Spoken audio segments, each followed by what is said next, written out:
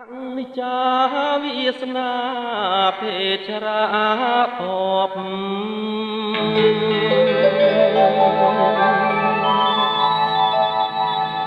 តឹងទ្រូងស្ទើស្លាប់ចុកចាប់ពេញប្រាន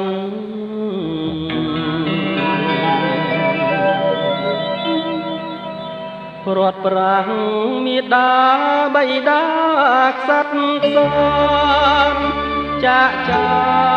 លវិមានខានបានរស់នៅទៀតហើយត្រាច់ចោ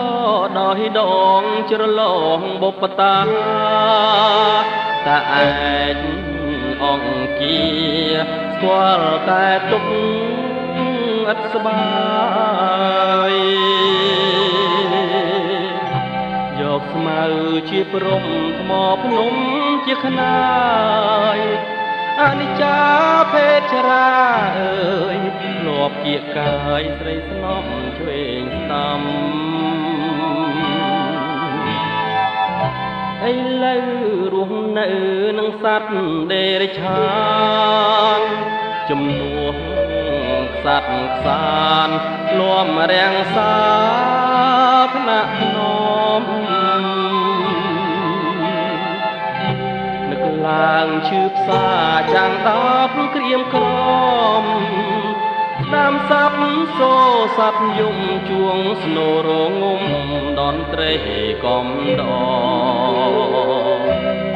អោភេទរា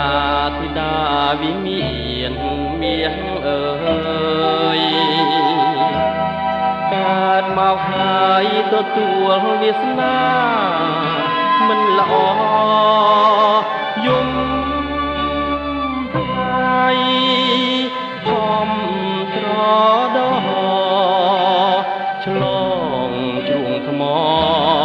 ត្រាច់ចោគ្មានទីដើរអភេទរាธิดาវិមានមាសអើយអភេទរាธิดาវិមានមាសអើយ